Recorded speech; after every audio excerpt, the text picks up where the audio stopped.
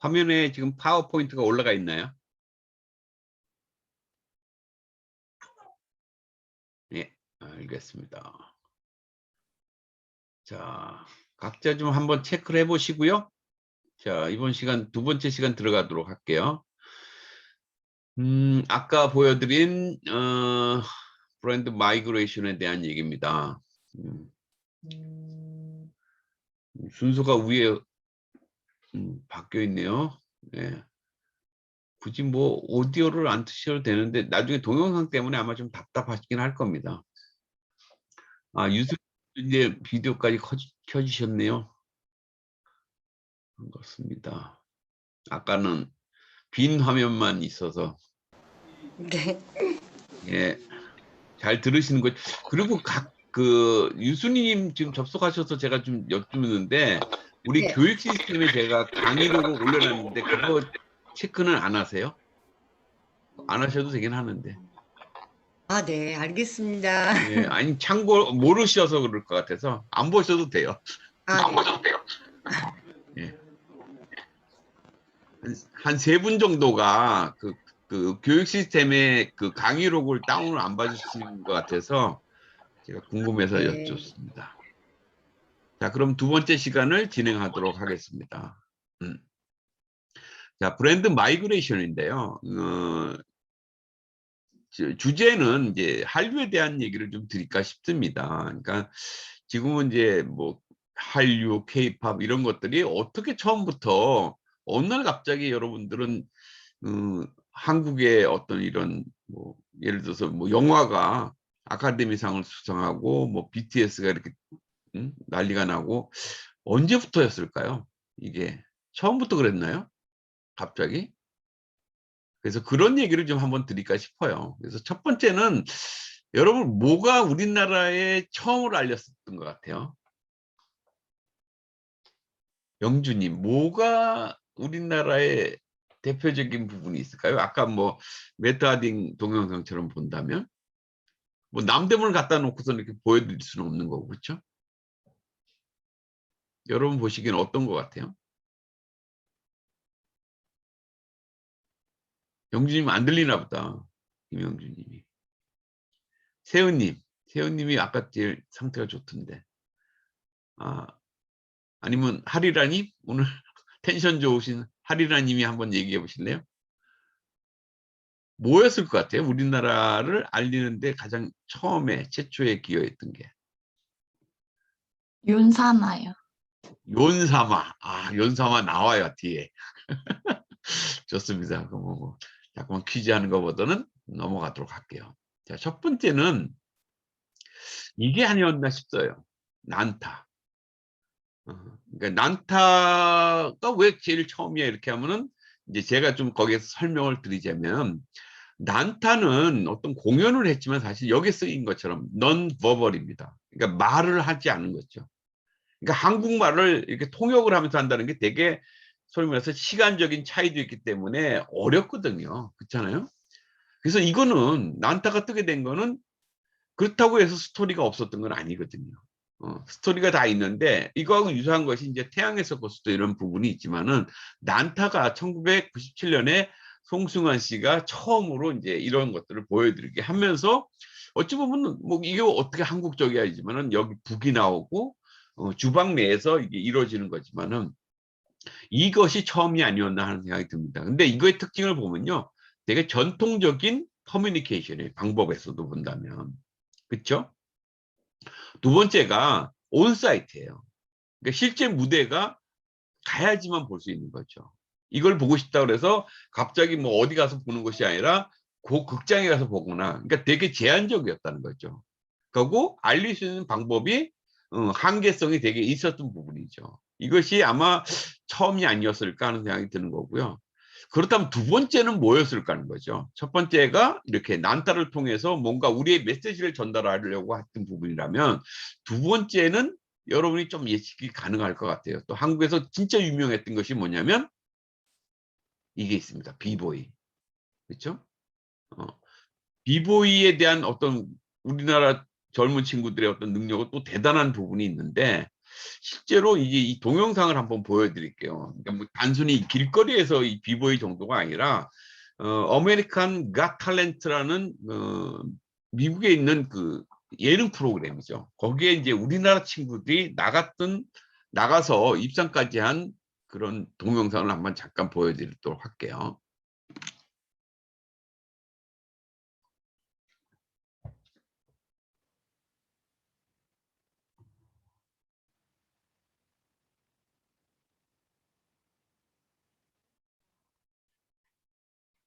보이나요?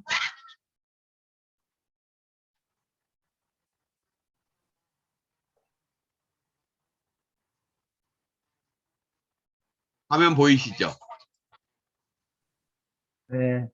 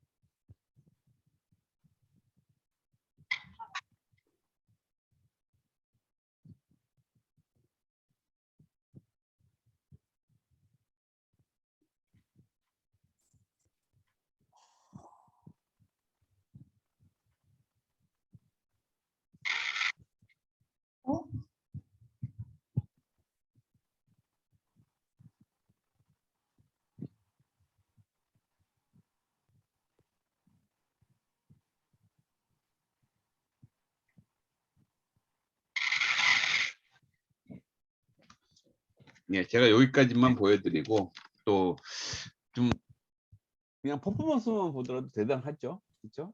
엄청나게 뭐 기계인 줄 알았다 이런 부분인데 어쨌든 이 저스크 절크라는 비보이 팀이에요. 이 팀들은 지금도 이제 계속 그 멤버 체인지라면서 이제 세대가 이어지고 하는데 이 친구들이 이제 이 아메리칸 갓 탤런트라는 데 가서 이 정도로 이제 입상할 정도로 하는데 보면은 이제 아까 잠깐 나오지만은 그 자는 시간 빼고 연습을 했다는 거죠. 그만큼 노력을 했기 때문에 저런 퍼포먼스를 가져가는 거고요. 그다음에 또 하나 이제 제가 이 동영상을 보면서 느꼈던 게 뭐냐면 내가 뭔가를 얻으려면은 거기에 맞춰서 거기까지 가야 되는 것 같아요. 이런 프로그램을 나가서 내가 경쟁을 해 보겠다는 그런 부분들. 아마도 여러분이 사업을 하시거나 이런 브랜드를 할 때 보면은 처음부터 그런 목표가 있었을 거예요. 근데 이제 주저주저 하고서는 '될까? 안 될까?' 인제 이런 어떤 망설임 속에서 계속 안 가기 때문에 이루는 것이 없다는 거죠.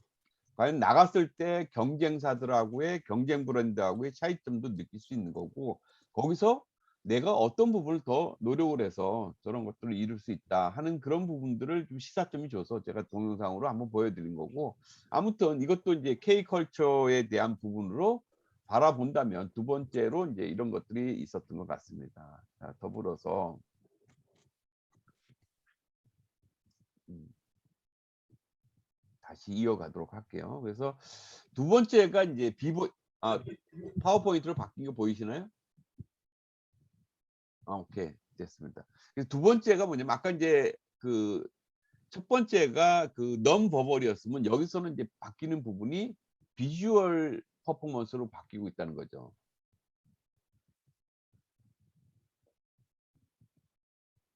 그러니까 보여주는 쪽으로 바뀌는 거예요. 자, 우리가 브랜드도 마찬가지죠. 처음에 어떤 브랜드를 소비자들이 다 알 수가 없잖아요. 그 제품에 대한 효용도 알 수가 없는 부분인데 두 번째는 보여줘라는 겁니다. 제품으로 보여주든지 브랜드를 노출하든지 해서 인제 보여주는 부분들이 효과를 가져가는데 이것도 역시 전통적인 방법이죠. 이 공연장에 가야지만 볼 수 있는 거고 현장에 있어서만 보는 부분들이 두 번째까지의 특징이었던 것 같아요. 자 그럼 세 번째가 뭐냐?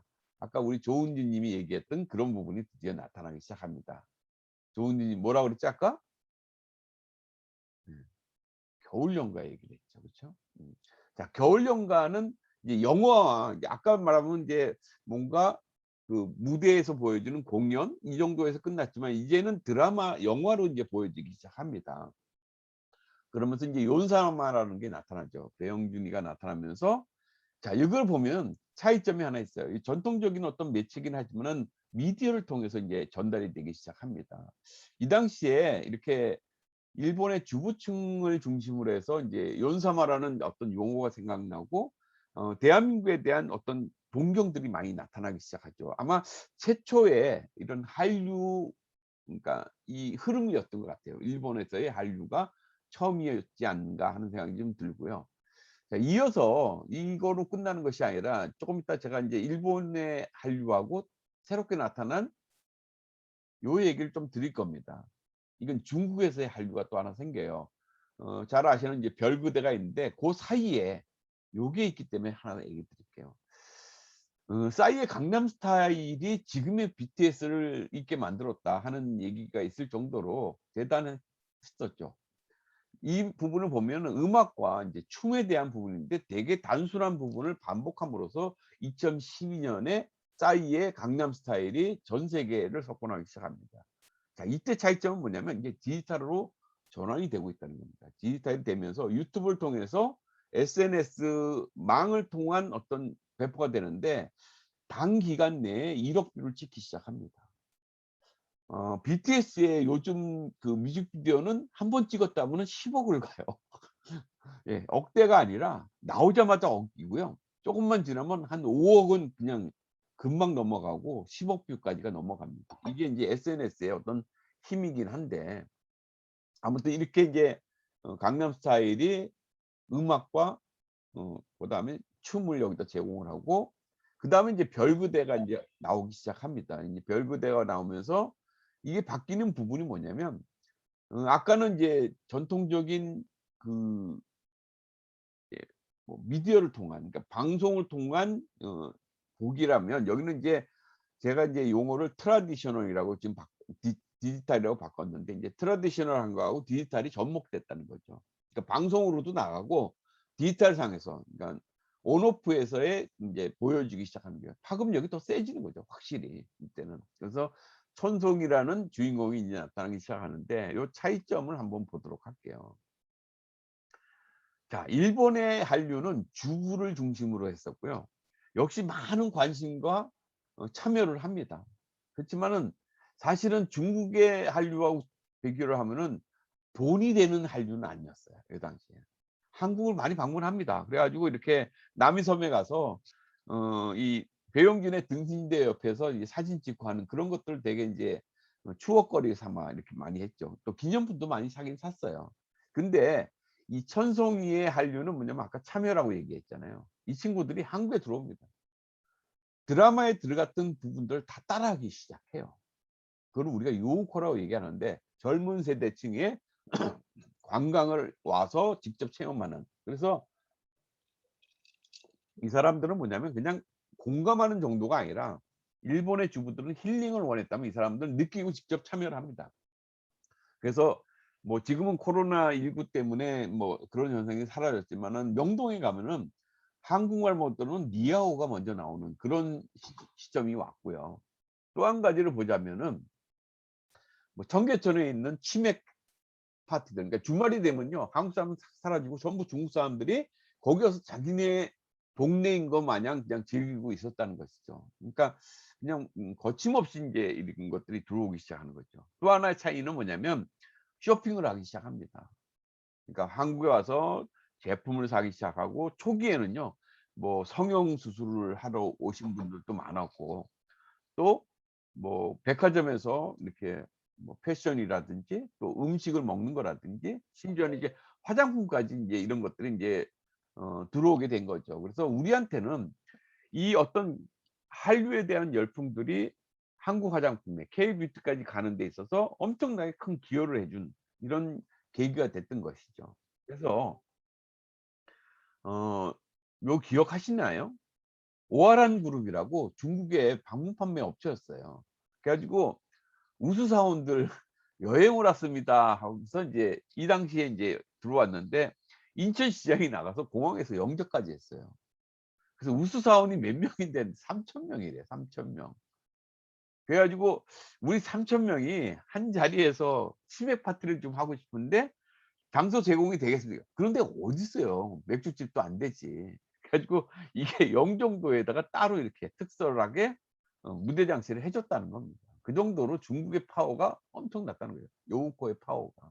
근데 인제 여기서 우리가 시작점은 뭐냐면, 이 사람들이 직접 즐기기 시작하고 여행을 오기 시작했다는 것이죠. 그래서 이 이후로 뭐 제주도에서의 어떤 관광, 면세점 엄청 늘어나기 시작합니다. 또 국내에 있는 면세점들도 엄청나게 늘어나서 뭐 면세점들을 막 계속적으로 허가를 추가적으로 해 준다는데, 그 이후에 또 너무 과다하게 하다 보니까 완전히 인제 또 뭐 어려움을 겪기도 했지만, 아무튼 그런 시대입니다. 근데 여기에 특성을 보면 디지털과 접목된 부분이 있지만은 이 3C에 대한 3E에 대한 부분입니다. 그러니까 소비자들은요 자기네들이 인조이하고 참여를 원하고 체험을 직접적으로 하기를 원한다는 겁니다. 이게 마케팅 4.0에 나오는 책에 나온 내용과 같이 일치성을 갖고 있는 것이죠. 아무튼 이런 과정을 통해서 지금까지 인제 한류가 넘어온 거죠, 이렇게. 어찌 보면은 되게 호황입니다. 자, 이것이 인제 마냥 계속 갈 줄만 알았죠. 음. 뜻하지 않게 인제 한한령도 생기는 거죠. 그렇다면 우리가 인제 어떻게 가야 되느냐. 항상 보면은 벽이 부닥치면은 그다음부터 또 생각을 하게끔 돼 있거든요. 그래서 제가 제안하는 거는 이제 이런 또 현상이 있어요. 콜라보레이션. 우리가 많이 얘기 드렸던 것이죠. 음 이 친구들 누군지 아시죠? 여기 블랙핑크. 제가 이거는 동영상으로 보여 드렸는데, 제가 한번 춤을 출게요. 제가 제 화면에서 춤을 췄습니다. 위에는 그냥 사진만 보이지만 뚜루뚜루뚜루 하면서 막 총을 쏘죠. 미국에서 이 빌보드 핫백에도 들어가고요. 물론 BTS가 먼저 들어가긴 하지만, 그다음에 오른쪽에 보이는 이 친구들 누군지 아세요? 이 친구들이 여기 보면은 잘 보이나 안 보이는구나. 유학 소녀라고 해서 외국 친구들인데 케이팝을 하고 싶은 친구들을 한국에다 유학을 한 겁니다. 그러니까 엠넷에서 예능 프로그램을 했는데 이제 합숙을 시키면서 이 친구들이, 근데 진짜 오고 싶어하는 친구들이 전 세계에서 다 왔어요. 여기 보이는 요 친구 누군지 아세요? 너무 작나요?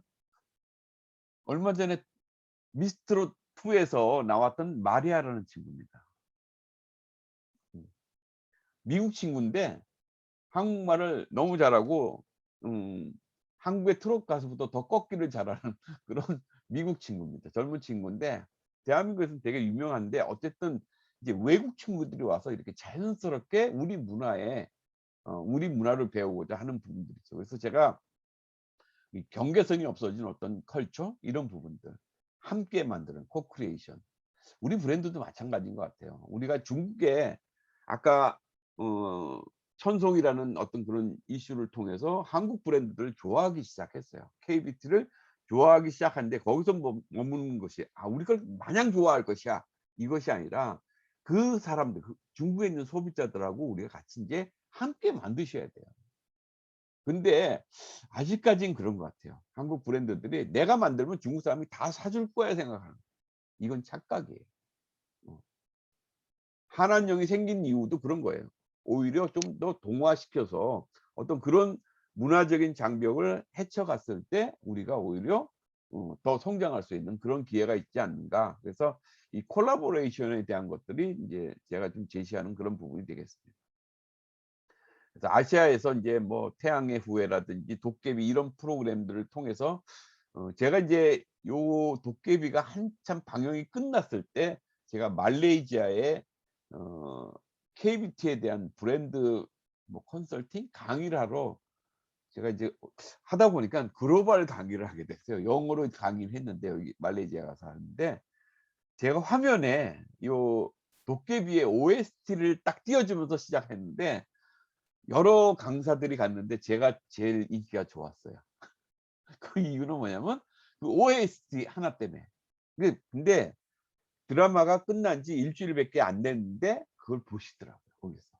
그거만큼 열광을 하는 거예요. 그러니까 여러분들도 혹시라도 이제 뭐 외국 바이어들, 동남아 쪽의 바이어를 만나서 뭔가 얘기를 하기 전에 우리 케이팝 음원 있잖아요. 그거 하나 선물해 보세요. 아마 짱일 거야. 어떤 홍삼 아니면 도자기 이런 선물하지 마시고 이제 음원을 선물을 하세요. 또 혹시라도 여러분 고객들이 있으면요, 중간중간에 계속 그런 거 한번 보여줘 보세요. 중간에라도 보여주면 되게 좋아합니다. 여기서 좀 한 번 더 우리 동영상을 볼게요. 요거는 이제 그래미에 나간 그런 부분인데, 자이님이 오늘 계속 문제가 있는가 보다. 이 다이너마이트라는 동영상이 하나 있는데 이거는 뭐 짧게만 볼게요. 뭐 그렇게 여러분들이 좋아하지 않을 수도 있는데 저는 암이라서 여러분한테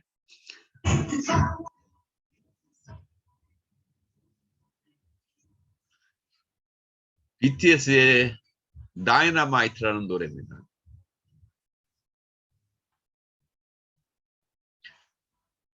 저 사실은 그룹을 타고 있습니다. 지금 여러분한테 동영상을 보여드리면서 실시간으로 보여드릴 거예요. 싫어할 것 같아서 지영님 속셈이 너무 보였어요.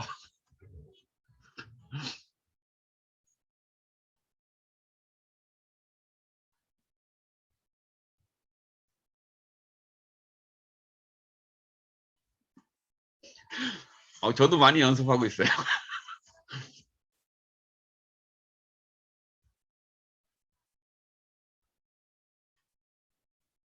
몸매가 아니라서 제가 춤을 안 춥니다.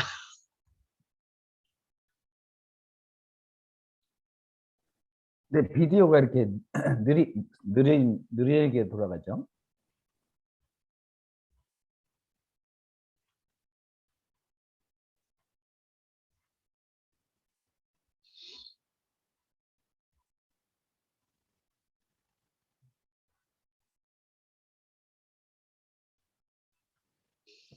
예, 여기까지만 보여드리도록 하겠습니다. 뭐 계속 봐봐야 또 그러니까 하도 많이 봐서 아마 여러분이 지겨울 수도 있는데 사실 다이너마이트는 제가 그냥 단순하게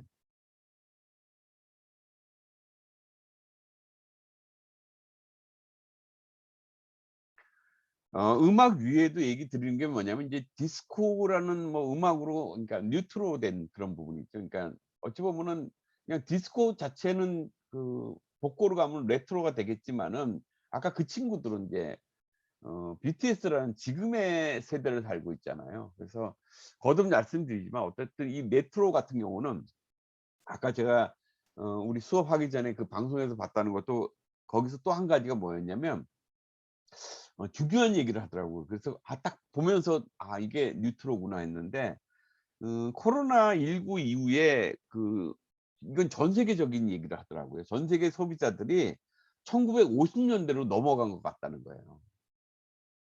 그러니까 1950 년대는 되게 오래된 건데 그때처럼 그러니까 집에서 뭐 쿠킹을 한다든지 직접 뭐 만들어 먹는다든지 어떤 그런 생활 분위기, 라이프 스타일이 50년 전으로 넘어간 것 같다. 이런 것들을 좀 많이 생각을 해 봐야 된다 하면서 나오는데 아무튼 그런 것 같아요. 지금 뭐 예를 들어서 집에서 만들어 먹는 것도 많아졌고 또 가족 간에 이렇게 그러다 보니까 대화도 많아지고 가족을 위하는 그런 부분들, 우리가 화장품 마케팅을 하면서도 그런 생각을 좀 해볼 필요도 있을 것 같아요. 오히려 홈케어를 더 할 수 있는 부분이라든지 그러니까 집에서 할 수 있는 부분들의 어떤 요소들을 브랜드나 화장품에 대해서 이게 왜냐면은 오프라인에서 계속 했던 부분을 계속 주장할 수 없거든요. 그렇다고 그거를 기다리는 것도 어찌 보면은 좀 소극적인 것 같아요. 그래서 금년도의 트렌드 중에 하나인 피보팅을 하면서 한다는 것이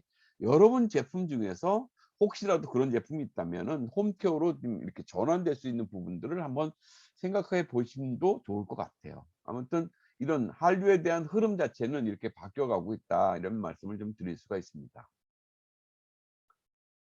여러분들이 공감을 많이 했는지 모르겠는데 이렇게 그러니까 브랜드 마이그레이션이라는 거는 컬처가 움직이듯이 이렇게 어떤 한꺼번에 어느 날 땅 떨어지는 것이 아니라 단계를 거쳐 간다는 것이죠. 그래서 여러분들이 어떤 브랜드를 런칭하고 하는 거에 대해서 너무 조급심을 느끼는 것이 아니라 이런 단계에 내가 어느 단계에 지금 와 있나. 내가 진짜 아무것도 없기 때문에 넘버벌로 지금 보여줘야 되나?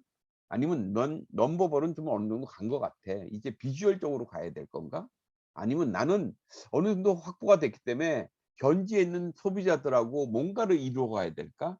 어떤 단계에 있을 거예요. 아니면 이조차도 진입하지 않는 단계가 있을 수 있다면은 여러분들은 어떤 방식을 할 것인가 하는 부분입니다. 그래서 브랜드에 대한 생각들을 제가 나름대로 좀 정리한 부분인데 이런 단계를 여러분이 좀 고려해 봄직하지 않을까 하는 생각이 들고요. 자, 좀 있다가 또 이게 끊어질 수도 있지만은 국내에서 제가 이제 브랜드 판타지, 그러니까 브랜드에 대해서 판타지를 줘라 하는 부분입니다.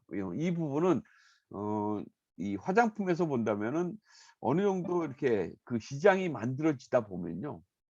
꼭 이렇게 경쟁을 하게 됩니다. 그러다 보면 가격 경쟁을 하게 되고 이제 그런 어떤 폐단들이 있는 부분들을 말씀드리고자 합니다. 그래서 브랜드의 어떤 판타지가 사라지고 이제 소위 말해서 이제 브랜드 샵들이 무너지게 된 동기를 본다면은 어떤 종권만 남는다 하는 그런 부분이 됩니다. 그래서 매장들 보면 요즘은 매장이 이제 죽고 나니까 이제 카카오에서 이런 것들이 아주 범람을 하고 있어요.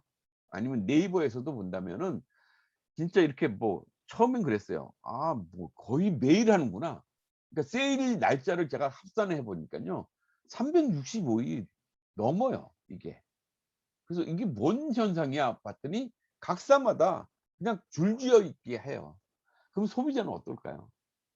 이거 세일 그러니까 나는 예를 들어서 1 년에 한 90 일만 세일했다고 그러지만은 소비자 입장에서 보면 전 브랜드가 1년 내내 세일을 하는 거예요.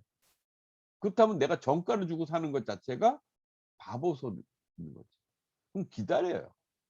근데 이렇게 기다려 주는 거 끝나면 좋은데 이것이 브랜드에 대한 불신으로 간다는 거죠. '아 저 사람들이 저렇게 세일할 정도로 가격을 거품을 만들어 놓은 거야?' 자 이런 현상들이 벌어지기 시작하면요. 화장품에 대한 전 브랜드에 대해서 소비자들이 불신을 갖게 된다는 거죠. 더불어서 화해 같은 그런 사이트들이 소비자 사이트들이 나오면서 그런 얘기를 떠들어주는 순간에 K뷰티는 그냥 다 날아가 한 방에. 심지어는요, 여러분들도 그런 경험을 했을 겁니다.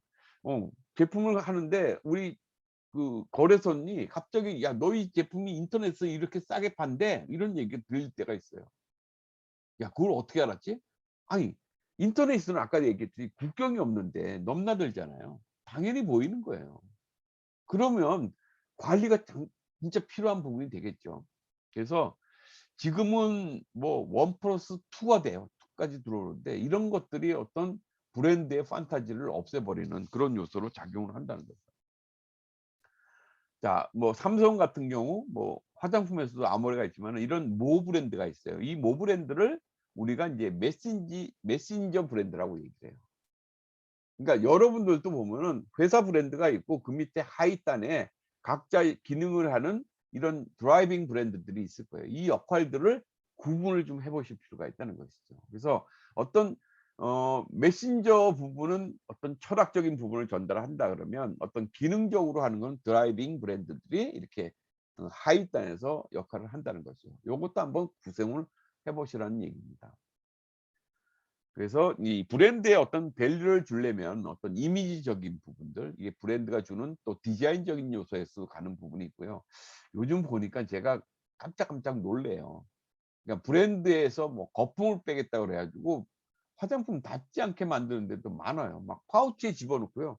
환경을 생각한대요. 근데 그 순간에 환경을 생각하는지 모르지만 화장품의 가치는 제로가 돼요. 이런 것들은 참 조심하게 우리가 접근을 해야 되는 그런 부분이 있고요. 그 다음에 우리가 이제 좀 이성적인 부분에서, 그래서 아마 금년도 제가 산업현황 하면서 얘기하도록 기억나시는지 모르겠어요. 그 합성비라고 제가 얘기를 했는데 합리적인 가성비 이런 것들에 대한 것들도 좀 검토가 좀 필요하다는 것이죠. 그래서 브랜드로 이끌어주는 아까 유인하는 어떤 그런 팩터에서 본다면 브랜드가 이런 어떤 소비자한테 가치를 줘야 되는데 한 5가지로 한번 정리를 해볼게요. 판타지를 어떻게 주는지. 그래서 일명 숍입니다. 숍에서 앞자를 하나씩 딴 건데 첫 번째 부분이 뭐냐면 필링에 대한 부분인데 이제 스토리가 있어라는 겁니다. 브랜드마다 스토리가 있고요. 여기 보면 탐스 혹시 들어보셨어요? 탐스 슈즈? 예. 이게 동영상이 그 동영상 한번 보여드릴게요.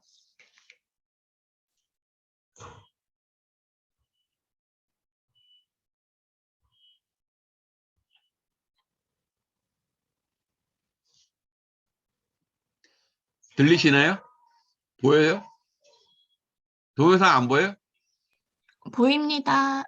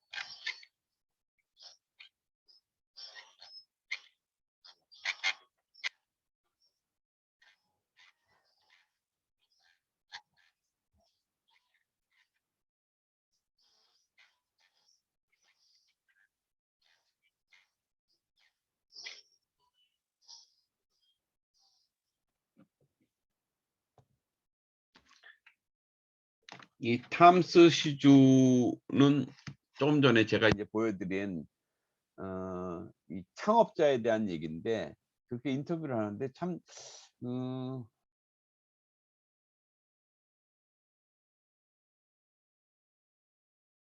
여긴 철저하게 처음부터 이렇게 원 포 원, 그러니까 하나를 사면은 하나를 고객한테 주겠다고 계획을 하고 어떤 아이템이 정해져서 한 것이 아니라 처음부터 저 경영 철학이 먼저 나온 거예요. 그러면서 자기가 인제 이렇게 아까 아프리카나 인제 오지 같은 데 못 사는 나라를 다니면서 느꼈던 것들을 인제 사업화시키는 거예요. 첫 번째가 인제 신발이었어요. 그래서 여러분들이 신발 하나 사면 아프리카에서 신발을 못 신는 아이들 아동들한테 "우리는 신발 한 켤레를 줄 거야." 하는 얘기를 메시지로 던졌고요.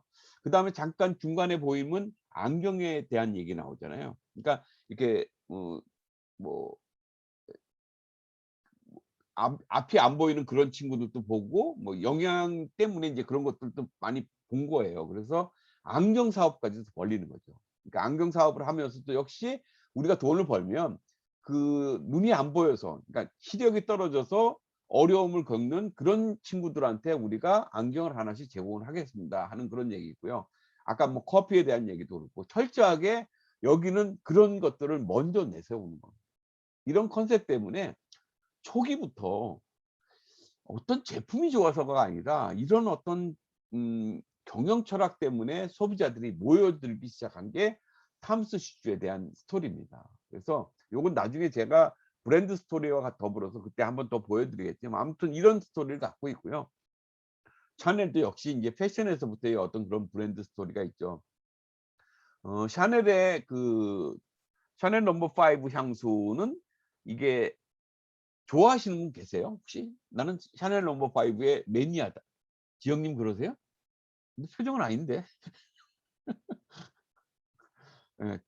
되게 유명하잖아요. 샤넬 넘버 5 하면 거의 인제 대표 아이콘이 돼 있는데 사실은 향을 계열로 보면요. 이게 알데하이드이기 때문에 석유에서 추출한 그런 향 계열이기 때문에 아주 좋은 향이라고 볼 수는 없어요. 그래서 호불호가 많이 가리는 게 향이지만은 샤넬 넘버 5는 유독 그런 것 같아요. 그럼에도 불구하고 이 샤넬 넘버 5가 이 세상에 두 번의 스토리를 갖고 나옵니다. 첫 번째 스토리가 뭐냐면 샤넬 넘버 5가 이 세상에 처음 나올 때 그 당시의 향은 전부 천연이었대요.